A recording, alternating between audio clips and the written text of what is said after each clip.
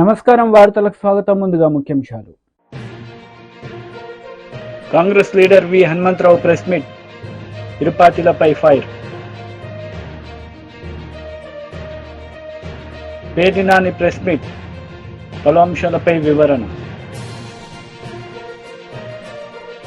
AP ప్రభుత్వ సలహాదారు Sajjala Ramakrishna Reddy media సమావేశం నిర్వహించారు. ఈ సందర్భంగా ఆయన మాట్లాడారు. అందువల్ల ఊహాగానాలకో లేకపోతే బెట్టింగ్ల గురించో ఇంకొక ఏదో సోషల్ మీడియాలో సర్క్యులేట్ చేసుకోవడము క్రియేట్ చేసుకున్న దానివల్ల ఏం ఫలితం ఉంటుంది అని అనుకోవట్లా. దానివల్ల ఆ తాత్కాలిక ఆనందం పొందాలని వాళ్ళు అనుకుంటే వాళ్ళు అనుకోండి. మేమైతే వాటి జోలికి పోదలుచుకోవాలి.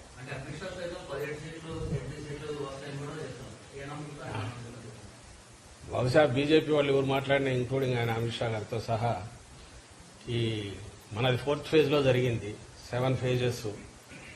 వాళ్ళకి అక్కడ నార్త్లో ఏదో ఇదవుతుంది అనేది ఊహాగానాలు నడుస్తున్న నేపథ్యంలో మాకు సౌత్లో బ్యాలెన్స్ అవుతుందని చెప్పుకోవడానికి లేదా అక్కడ ఓటర్లను ఇంప్రెస్ చేయడానికి ఆ ప్రచారం చేసుకుంటున్నారేమో నాకు తెలియదు. కానీ ఎందుకంటే బ్యాలెట్ బాక్స్లో ఈవీఎంలో అన్ని నిక్షిప్తమైనాక ఇంకా దాని గురించి ఊహాగానాలతో ఇప్పుడు అవసరమేముంది. ఆయన ఆ మాట అంటున్నాడంటే బహుశా ఈ 3 ఫేజుల మీద దాని ప్రాక్టికల్ ఇన్ఫ్లుయెన్స్ ఉంటుందని ఆయన గారి ప్రధాని గాని అనుకుంటుండొచ్చు, లేదా ఆ పార్టీ నాయకులు అనుకోవచ్చు. కూటమిలో ఉన్నారు కాబట్టి ఇక్కడ మేము వస్తాము, ఇక్కడ ఇన్ని సీట్లు వస్తున్నాయంటే మిగిలిన చోట్ల ఓటర్ కూడా ఎలాగో వీళ్ళే గెలుస్తారు, బీజేపీ కూటమి వస్తుంది, ఎన్డీఏ కూటమి వస్తుంది అని అనుకుని అక్కడ కూడా ఓట్లు వేస్తారని వాళ్ళ ఆశ కావచ్చు. అంతే తప్ప దానికి అంతకుమించి పెద్ద వాల్యూ ఉందని నేను అనుకోను.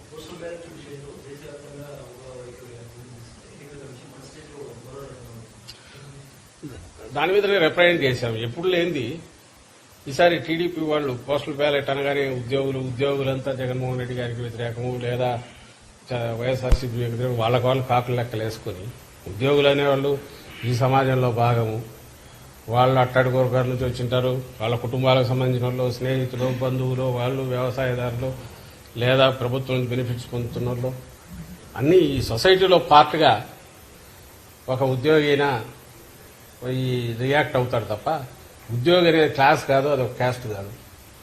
అయినా సరే వాళ్ళు ఒకటి ఇమేజ్ క్రియేట్ చేసుకుని ఉద్యోగులంతా దీనికి వ్యతిరేకం కాబట్టి పోస్టల్ బ్యాలెట్లో ఏదో చేస్తారని దానికి తగినట్టు గతంలో ఎప్పుడు లేదు. బహుశా ఏ పార్టీ కూడా అడగదు. ఆ బ్యాలెట్ అనేది ఉంటే చాలు, మిగిలిన ఏది అక్కర్లేదంటూ కూడా ఈ మధ్య రిప్రజెంటేషన్ ఇచ్చినట్టున్నారు ఆ ఆశతో.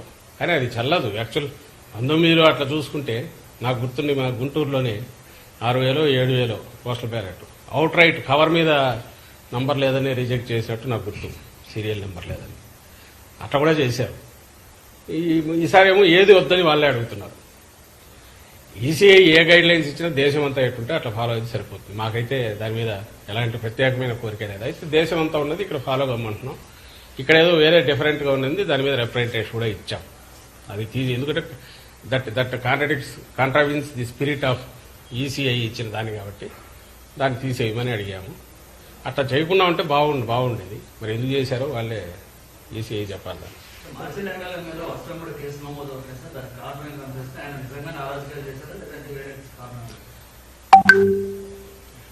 ఇప్పుడు మీరు గమనిస్తే గత 10-15 రోజులుగా అసలు అక్కడ ఏం జరుగుతుంది మాచర్ల అంటే మాచర్ల సెంట్రిక్ గానే మొత్తం ఎల్లో మీడియా కానీ, ఆ పార్టీ కానీ, టీడీపీ కానీ నడుపుతున్నారు, ఒక ఎమ్మెల్యేని టార్గెట్గా పెట్టుకుని. ఈ నేపథ్యంలో 2 చెప్పారు. ఒకటి, ఎన్నికల కమిషన్ అనేది ఏదైతే అంపైరింగ్ రోల్ చేయాలనో ఇక్కడ ఒక నిష్పక్షపాతంగా అటు ఇటు సైడ్ తీసుకోకుండా చేస్తాదనే మా ఆశ, చేయాలనే మా కోరిక. అందుకోసం ఎప్పుడైతే ఎన్నికల కోడ్ వచ్చినప్పటి దగ్గర నుంచి కూడా మీరు గమనిస్తే మా పార్టీ కానీ అధికారంలో ఉన్నప్పటికీ ముఖ్యమంత్రి గారితో సహా డిస్టెన్స్ అయ్యాం అక్కడికక్కడ. అలాగే ఏ నిర్ణయం తీసుకున్నా కూడా ఇద్దరికి సమానంగా ఉండే రకంగా ఏది తీసుకుంటున్నా కరెక్ట్ అనుకుంటున్నాం. కానీ దురదృష్టవశాత్తు ఈ ఎన్డీఏని కూటమి ఫామ్ అయినప్పటి నుంచి, ఆ తర్వాత పైన ఎక్కడైతే సెంటర్లో బీజేపీ ఉన్నదో అంత పొత్తు పెట్టుకున్నప్పటి నుంచి ఎన్నికల కమిషన్కు బాబు దోమపోట్లాగా బాబు కాటో లేక బాబు వైరస్ ఏదో సోకినట్టుంది, ఇన్ఫెక్షన్ వచ్చిందేమో అని అనిపిస్తుంది. అది ఎంతవరకు పోయిందంటే ముందు అనుమానంగా ఉండేది, ఇప్పుడు నిజమని కూడా అనిపించే రకంగా ఎన్నికల కమిషన్ వ్యవహరిస్తున్న తీరు. ఇప్పుడు ఆల్ ప్రాక్టికల్ పర్పసెస్ ప్రభుత్వాన్ని ఎవరు నడుపుతున్నారంటే ఎన్నికల కమిషన్ నడుపుతోంది. ఆంధ్రప్రదేశ్ ప్రభుత్వాన్ని కాదు, ఎక్కడైనా సరే. అది ఎంత జోక్యం చేసుకుంటోంది ఇప్పుడంటే ఇప్పుడు మీరన్న ఈ కేసుకు సంబంధించి మాచర్ల కేసులో కూడా అది కనిపిస్తుంది. అక్కడ ఆ రోజు ఈవీఎం జరిగిన సంఘటన ఏదైతే ఉందో దాని మీద మీరు పోవడానికి అసలు ఆ వీడియో ఎక్కడి నుంచి వచ్చింది దాని లేదు. అలాంటి వీడియోలు మిగిలినవి ఎందుకు రిలీజ్ చేయాలంటే వాటిని రిలీజ్ చేయరు ఎలక్షన్ కమిషన్. నువ్వు నిష్పక్షపాతంగా వ్యవహరిస్తున్నావు అంటే ఎక్కడెక్కడ ఈవీఎంలు డ్యామేజ్ అయినా ఉన్నాయో అవన్నీ బయట పెట్టాలి. బయట పెడుతూ దానికి ముందు తర్వాత జరిగినవి ప్రెమిసెస్లో ఏం జరిగిందో కూడా బయటకు రావాలి. అది ఎందుకు చేయట్లా? ప్లస్ ఆ వీడియో బయటకు వచ్చింది ఎట్లా వచ్చింది? వీడియో బయటకు వచ్చిందంటే మాకు తెలియదు సంబంధం లేదనడం కాకుండా ఇమ్మీడియట్ సీరియస్ కేసు పెట్టాలా లేదా? కేవలం ఎన్నికల కమిషన్ ఆధ్వర్యంలో ఉంది కాబట్టి మిమ్మల్ని అడుగుతాం. ప్రభుత్వం ఆధ్వర్యంలో ఉంటే మమ్మల్ని ఎట్లయితే అడిగేవాళ్ళు, ఇప్పుడు ఎన్నికల కమిషన్ ఆధ్వర్యంలో అన్ని వ్యవహారాలు నడుస్తున్నాయి కాబట్టి ఎన్నికల కమిషన్ అడుగుతాం. అడిగాం, సమాధానం లేదు. అదే మాచర్ల కాన్స్టిట్యున్సీలో ఇంకా 5-6 చోట్ల ఈవీఎంలు డ్యామేజ్ అయ్యాయి అన్నారు. మరి అవన్నీ ఎందుకు బయటకు ఫీడ్ రిలీజ్ చేయట్లా? ఇదే పాల్వాయి గేట్ ఎక్కడ అంటున్నారో బయట వీడియోలు మేము చూపించాము, ఎన్నికల కమిషన్కి ఇచ్చాము. ప్రెమిసెస్లో అడ్డంగా కొడుతున్నారు న్యూట్రల్ ఓటర్స్ కానీ, వైఎస్ఆర్సీపీ ఓటర్స్ కానీ, లేకపోతే ఎస్సీ బీసీ మైనారిటీలకు చెందిన ఓటర్లను కానీ రానివట్ల టీడీపీ వాళ్ళు అడ్డంగా కొడుతున్నారు. ఈ కొడుతున్న వాటన్నిటి గురించి దాని గురించి ఏం తీసుకున్నారు? అన్నిటికంటే ముఖ్యంగా ఎవరు రీపోలింగ్ అడుగుతారు? బాధితుడు అడుగుతాడు. ఎందుకు టీడీపీ అడగట్లా? ఎందుకంటే వాళ్ళు కంఫర్టబుల్గా ఉంది కాబట్టి, గుద్దుకున్నారు కాబట్టి, అడ్డంగా వేసుకున్నారు కాబట్టి, రిగ్ చేసుకున్నారు కాబట్టి వాళ్ళు అడగట్లా. అఫెక్ట్ అయినారు కాబట్టి మా వాళ్ళు అడుగుతున్నారు. దానికి ఆన్సర్ ఇవ్వాలంటే నువ్వు అన్ని వైపులో చూస్తే తప్ప ఆన్సర్ ఇవ్వలేనప్పుడు ఏకపక్షంగా పోయి కేసు పెట్టి దాని మీద ఇంటీరియం బెయిల్ తెచ్చుకొని అంతవరకు ఎన్నికలు అయ్యేంతవరకు కూడా ఏ యాక్షన్ తీసుకోవద్దని కోర్టు నుంచి తెచ్చుకుంటే కోర్టును కూడా మోసం చేసే రకంగా కోర్టు డైరెక్షన్ వచ్చిన తర్వాత పాత కేసులు తీసి దాంట్లో మళ్ళీ ముద్దాయిగా పెట్టి 307 పెట్టి ఓ సిఐ 10 రోజులు ఎక్కడ నిద్రపోతున్నాడండి వాడు సిఐ? అతనికి అప్పుడే దెబ్బ తగిలింటే అప్పుడే కదా కేసు ఇది కావాలి. 307 ఇప్పుడు ఎట్లా చేసింది? అది పెట్టి అది కూడా ఇప్పుడు కోర్టుది వచ్చిన తర్వాత మళ్ళీ 3 కేసుల్లోకి తగిలేసి అంటే వస్తే అరెస్ట్ చేయాలని ఈరోజు దాంట్లో కూడా ఇచ్చినట్టుంది. మళ్ళీ పెడతామో తెలియదు ఇంకొన్ని కేసుల్లో. ఈ విచ్హంటింగ్ కానీ లేదంటే విండిక్టివ్ కక్ష సాధింపుతో కానీ ఎన్నికల కమిషన్ పోవాల్సిన అవసరం ఏమొచ్చింది? దానికి ఎన్నికల కమిషన్ పరిధిలో పనిచేస్తున్న ఇప్పుడు పోలీసు యంత్రాంగం ఎందుకు పోతుంది? ప్రజలు ఆలోచించాలి దీని గురించి. ఇంతకంటే క్లాసిక్ కేసు ఎక్కడైనా ఉంటుందో మేము వేగ్గా అనట్లా. రెండవది ఆ సిఐ తరఫున ఒక అనాథరైజ్డ్ ప్రైవేటు ఒక అడ్వకేట్ లాయర్ వచ్చేసి తను రిప్రజెంట్ చేస్తాడు. కాంగ్రెస్ నేతలు మీడియా సమావేశం నిర్వహించారు. ఈ సందర్భంగా పలు అంశాలపై వారు మాట్లాడారు. నయం డబ్బు ఎవరికి పోయింది? ప్రభుత్వానికి పోయిందా? పోలీసు వాళ్ళు తీసుకున్నారా? ఆఖరుకు ఆ భూములు ఎవరైతే లాక్కున్నాడో ఆ భూములు వాళ్ళు ఇప్పటి కూడా తిరుగుతూనే ఉన్నారు. కనుక ఈ చట్టాలు మార్చాలి. చట్టాలు 3 చట్టాలు మారుస్తూ మంచిదే. ఎప్పటికప్పుడు కేసును బట్టి చట్టాలలో కూడా మార్పు వస్తే ఇప్పుడు మన నర్మదా ఇష్యూలో చూడండి 23 ఏళ్ళు పట్టింది. నర్మదా నది మీద పోతున్నటువంటి భూములు తీసుకుంటున్నారని ఆమె రైతుల పక్షాన కొట్లాడితే 23 ఏళ్ళు పడుతుందా? ఆఖరుకు నెగటివ్ వచ్చింది. ఆమె ఎక్కడ వాళ్ళు హైకోర్టు సుప్రీంకోర్టు వాళ్ళంటే ఎప్పుడు తెగుతుంది? మనం పూర్తి జీవితం అంతా ఇండ్లు అమ్ముకోవాలి, సొమ్ములు అమ్ముకోవాలి. కానీ వాయిదా వాయిదా, నా కేసు కూడా వాయిదా వాయిదా. మా ప్రభుత్వం వచ్చింది, నేను కేసు మన రేవంత్ రెడ్డి గారిని అడుగుతున్నా, ఇవి కావాలని పెట్టుకున్న కేసులు కాదు. బాబాసాహెబ్ అంబేద్కర్ రాజ్యాంగం రాసిండు. ఆయన తుణుకలు చేసిండ్రు. ఒక రోజు ముందు ఆయన 14 ఏప్రిల్ 13 పొద్దున చేసిండ్రు. దానికి కూడా ఇన్ని రోజులు పడితే ఎట్లా చెప్పండి? నేను అనేది ఇదే కాదు, దీనికి ఒక నా ఆలోచన ఉంది. ఎవరన్నా ఏమన్నా అనుకుని ప్రజల ముందు అందరిని పిలిపించి ఆడ ముందు ఉరి శిక్ష తీస్తే ఇక అందరు భయపడతారు. అరే ఉరి పడుతుందా? ఏమవుతుందా? కోర్టులో జైల్లో పోతే జైల్లో మంచి తిండి దొరుకుతుంది. బయటికి వెళ్ళి ఏది సారా వస్తుంది, చికెన్ వస్తుంది, మటన్ వస్తుంది, తింటున్నారు. బయటకు వచ్చి ఇక తెల్లారి నుంచి నమస్తేనా నమస్తేనా నమస్తే పిల్లలు. ఇక మా టీవీ వాళ్ళు కూడా వాడు జైలుకి పోతున్నప్పుడు చూపిస్తారు, జైలుకి వెళ్ళి బయటకు వచ్చినప్పుడు కూడా చూపిస్తారు. దీనివల్ల నేరాలు పెరుగుతున్నాయి. ఇవాళ నేను చూసిన ఎంతోమంది నేరస్తులే ఎక్కువ మంది పార్లమెంట్లో నిలబడ్డారని. కనుక ఈ న్యాయ వ్యవస్థలు బాగుపడ్డనాడే ప్రజలలో భయం పడుతుంది, భయమే లేదు. क्या करता थी मर्डर करे तो 1 साल जेल में बाहर आता हूँ, బయటికి రాగానే వాని ప్రతిభ పెరిగిపోతుంది. ఎందుకంటే టీవీలో వాడిని ప్రొజెక్ట్ చేస్తున్నారు, ఎప్పుడు పోయిండు, ఎంత లోపలికి పోయిండు, ఎప్పుడు బయటకు వచ్చిండు, ఇవాళ చూస్తున్న రోజు. దానికి 14 days జ్యుడిషియరీ కస్టడీ అంటున్నారు. దాన్ని కూడా పెంచుండ్రా బాబు. 14 తర్వాత ఇక మళ్ళీ జైల్లో ఉంటాడు, బయటకు వస్తాడు, మళ్ళీ హీరో అవుతాడు. కనుక నా ఉద్దేశంలో ఇవన్నీ జరగాలి. జరగకపోతే న్యాయ వ్యవస్థ వేస్ట్ అని అనిపిస్తుంది. ఎందుకంటే ప్రజలలో నమ్మిక పోతుంది. ఎన్ని రోజులండి చీఫ్ జస్టిస్ రమణకు రాసినా ఏం చేయలే. హైకోర్టు ఎందుకు అప్రూవల్ ఇస్తలేదు? అంబేద్కర్ కేసులో, మన హాజీపూర్ కేసులో లోయర్ కోర్టు ఇచ్చింది 2 కేసులలో. ఏది లైఫ్ లాంగ్ ఇచ్చి లైఫ్ ఇంప్రిజన్మెంట్ ఇచ్చింది. 2వ కేసులో ఉరి శిక్ష అని ఇచ్చింది, అంటే హ్యాంగింగ్ అని ఇచ్చింది. దానికి ఇప్పటిదానిగా అడిగేటోడే లేడు. వాయిదాల మీద వాయిదాలు వేస్తుంటే ఊర్లలోకి వెళ్ళి కోర్టుకు రావాలి. ఎప్పుడు ఆ ఖర్చు ఎంత అవుతుంది? మాటికి వాయిదాలే. ఏ కేసు అయినా 10 ఏళ్ళు 20 ఏళ్ళు. ఇక భూములు అయితే చెప్పేది అవసరమే లేదు. ఆనాడు ఎన్టీ రామారావు పోతా ఈ పటేల్ పట్వారీని తీసేయడం వల్ల ఇవాళ ధరణి ఎందుకు వచ్చింది? ధరణితోటి మళ్ళీ ఇంకో కొత్త డ్రామా. ఇందిరాగాంధీ ఇచ్చిన 1981 భూములు కూడా మళ్ళా దొరల చేతికి పోయింది. వాళ్ళతో ఇద్దరు చచ్చిపోతే దొంగ సంతకాలు చేసి హైకోర్టులో గెలుస్తారు. గెలిచి వచ్చి రెవెన్యూలో మేనేజ్ చేస్తారు. హెచ్ఎండిఏ పర్మిషన్ ఇచ్చేస్తుంది. వా, లోయర్ కోర్టు హైకోర్టులో కేసు ఉంటాడు. హెచ్ఎండిఏ ఎందుకు ఇచ్చిందని అడుగుతున్నా నేను. దానకిషోర్ గారికి నిన్న పోయి రిప్రజెంటేటివ్ కూడా వాళ్ళ ఊరోళ్ళు పోయి చేశారు. కనుక ఇవి తగాదాలు పోవాలండి. ఇవాళ కాంగ్రెస్ ప్రభుత్వం వస్తే తప్పనిసరిగా రాహుల్ గాంధీ గారు దీని మీద ఎక్కువ శ్రద్ధ వహించాలి. పేదల గురించి నువ్వు మాట్లాడుతున్నావు, బడుగు బలైన వర్గాల ఏదైతే కులగన చేయాలంటున్నావు, దేశంలో ఎవరు చేయలే, నువ్వే చేస్తున్నావు. నరేంద్ర మోడీ 10 ఏళ్ళున్నా ఏం చేయలే. 3 సార్లు కలిసిన ఆయన ఏం చేయలే. ఒక సెపరేట్ మినిస్ట్రీ చేయలే, కులగన చేయలే. కానీ ఇవాళ దీని మీద కూడా రాహుల్ గాంధీ గారు ప్రధానమంత్రి అయితే దీని మీద కూడా చట్టాల మీద కూడా నియంత్రణ ఉండాలి. కేసు ఏదైనా 1 year 2 year లోపల సెటిల్ కావాలి. ఏం పరవే ఏంటండి? ఎవడైతే ఇవాళ జడ్జ్ సాబ్ లీవ్లు ఉన్నాడు, వాడు డేట్ ఇచ్చేస్తాడు. జడ్జ్ సాబ్ ఎక్కడ ట్రాన్స్ఫర్ అయిపోయాడు, మళ్ళా డేటు. ఇట్లా డేట్ల మీద డేట్లు, వాయిదాపే వాయిదా అని ఒక సినిమా చూసిన వాడు సత్యదానిక వాయిదాలే ఉంటాయి. ఓన్లీ డేట్లు మారుస్తుంటారు, తేదీలు మార్పులు తప్పితే ఏం జరుగుతలేదు. కనుక ఈ బ్రిటిష్ చట్టాలలో మార్పు రావాలి. అది రాజుల కాలంలో రాజద్రోహం ఉంటే దాన్ని కూడా ఇంకా దానికే నడుస్తున్నది.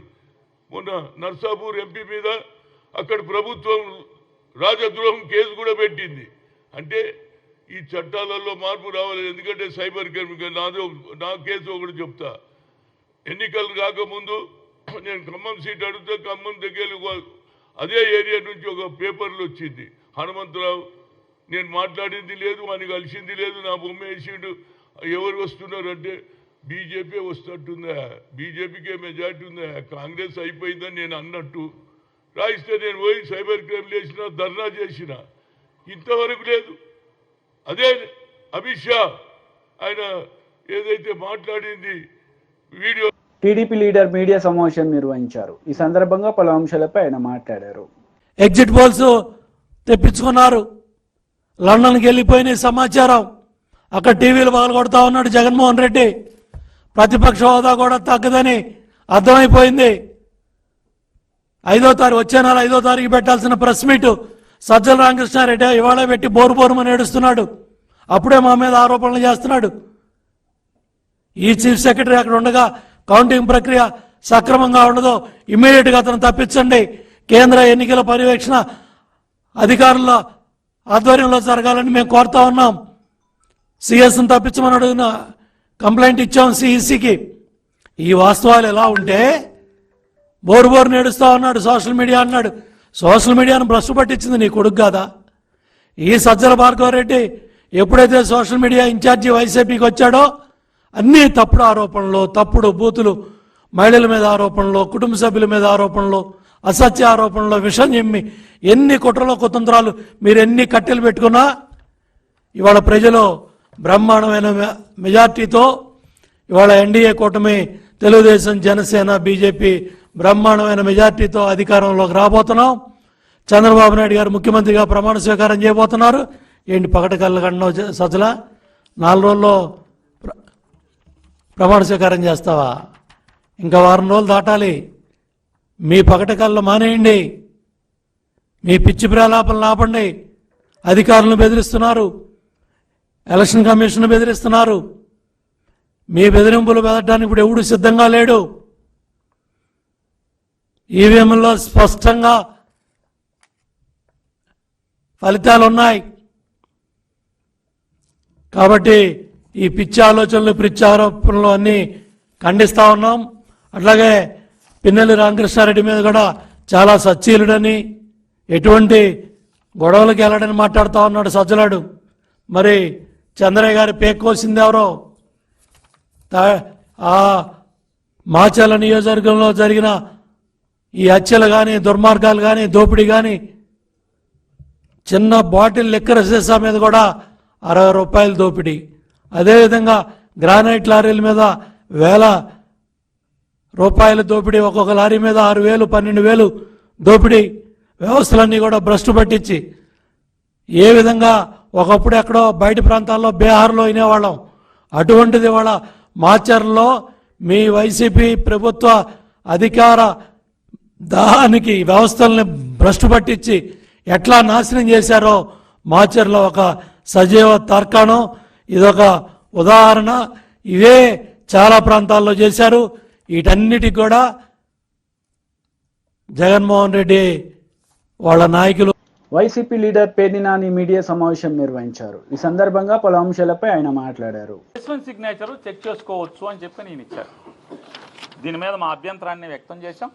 ఎందుకంటే ఆ స్పెసిఫిక్ సిగ్నేచర్కి అంటే ఒకటి ముందు భారతదేశంలో ఏ రాష్ట్రంలో కూడా ఈ వెసులుబాటు లేనటువంటి ఇంటర్ప్రిటేషన్ ఈ రాష్ట్రంలో ఎందుకు ఇచ్చారు? ఒకవేళ మీరు ఏదైనా ఒక రాజకీయ పార్టీ మీకు ఈ సందేహాన్ని వెలబుచ్చితే మీరేం చేయాలి? కేంద్ర ఎన్నికల సంఘానికి ఇక్కడ రాయాల్సింది. ఇక్కడ ఎంత పెద్ద అభియోగాన్ని, నేరాన్ని అవతల చేస్తున్నారు మేము ఇచ్చిన పెద్దానికి మీరు కేంద్ర ఎన్నికల సంఘానికి రాస్తున్నారు కదా, మరి దీన్ని ఎందుకు రాయలేదు? రాయకుండా మిగతా రాష్ట్రాల్లో లేనటువంటి వెసులుబాటు ఈ రాష్ట్రంలోనే ఎందుకు ఇచ్చారనేది మా అభ్యంతరాన్ని వ్యక్తం చేస్తూ మీరు పునరాలోచించాలి. దీనివల్ల స్మూత్గా అంటే పారదర్శకంగా ఘర్షణ లేని వాతావరణంలో అత్యంత పారదర్శకంగా జరగాల్సినటువంటి ఎన్నికల ఓట్ల లెక్కింపు రసాబసా అయ్యేటువంటి కార్యక్రమం జరగబోతోంది.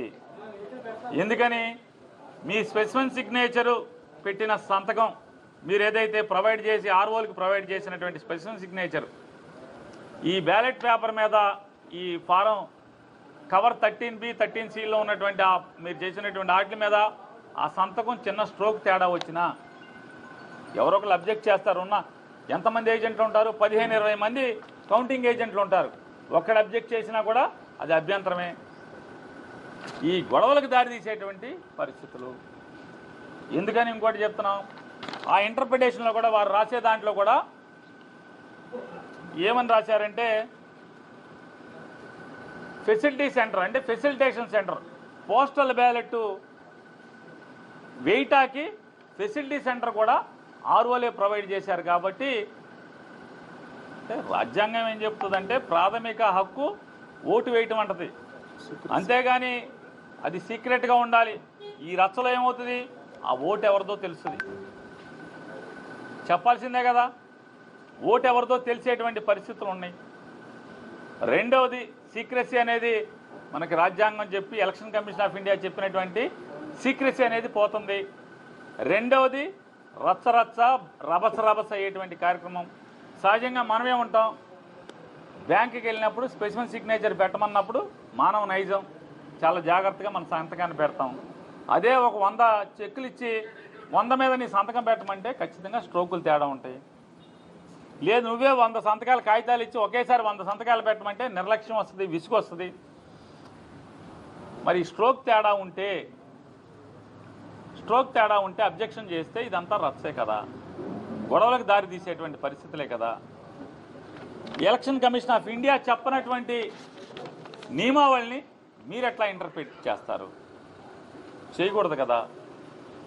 ఎలక్షన్ కమిషన్ ఆఫ్ ఇండియా లేనటువంటి నియమావళిని, వెసులుబాటుని కేవలం ఆంధ్రప్రదేశ్ రాష్ట్రంలో ఒక రాజకీయ పార్టీ వచ్చి కాగితం ఇవ్వగానే ఈ రకమైన ఇంటర్ప్రిటేషన్ ఇవ్వటం అనేది ఎలా పారదర్శకంగా ఉంటుంది, ఎలా నిష్పక్షపాతంగా ఉంటుంది? కాబట్టి దీన్ని పునరాలోచించాలని చెప్పని ఆంధ్రప్రదేశ్ రాష్ట్ర ఎన్నికల సంఘాన్ని మేము కోరటం జరిగింది.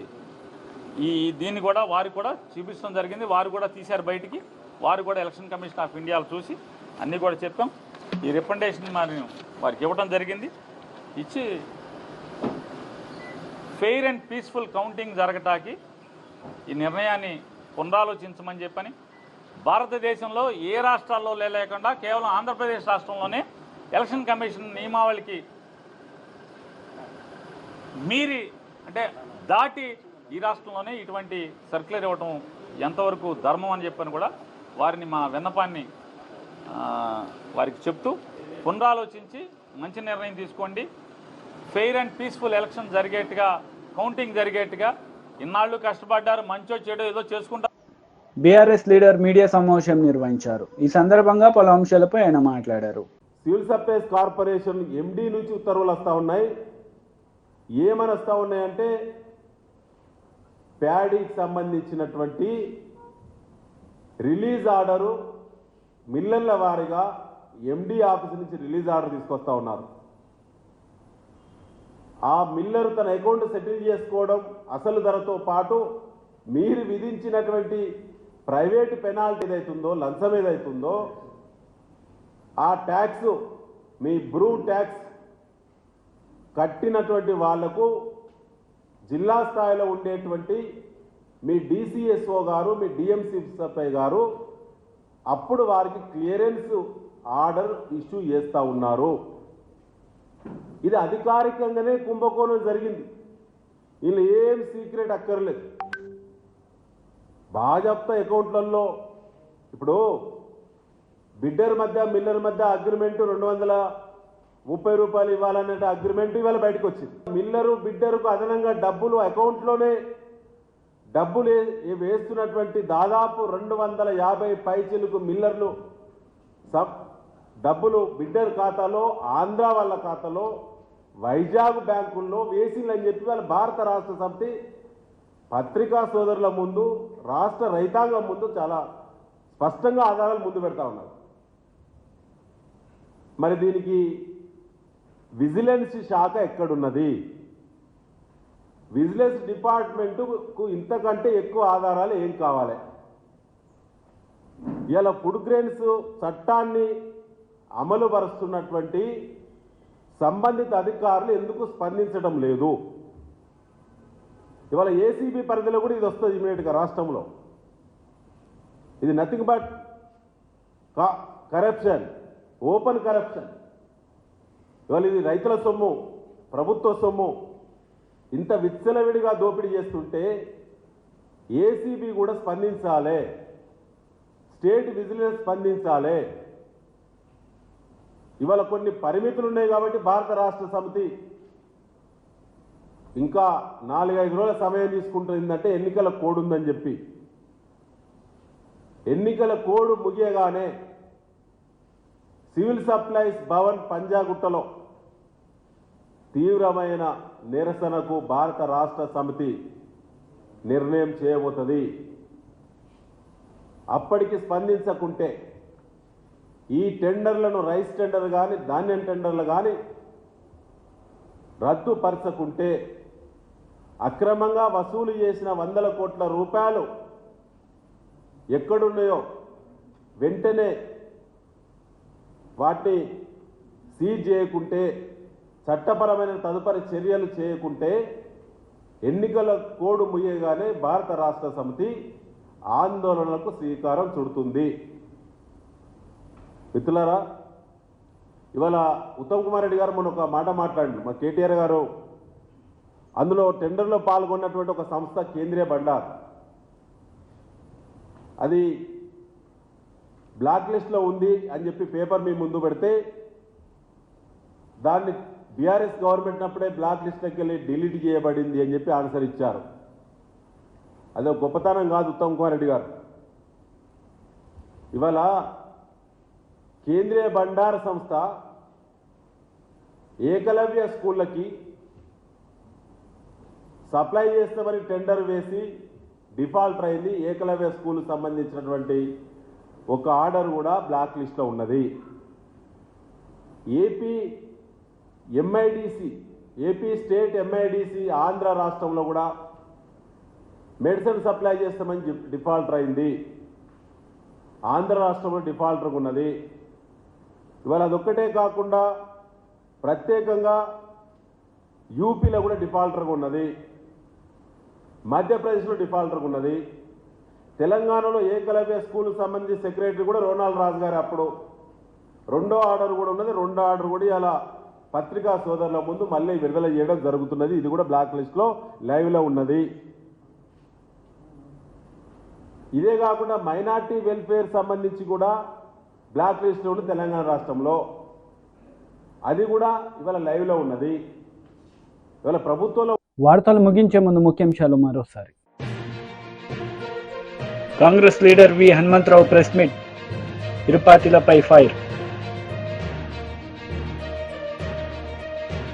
పేర్నినాని ప్రెస్ మీట్, పలు అంశాలపై వివరణ. ఈ వార్తలు ఇంతటితో సమాప్తం. తిరిగి ప్రసారమయ్యే వార్తల్లో మళ్ళీ కలుద్దాం. అంతవరకు సెలవు. నమస్తే.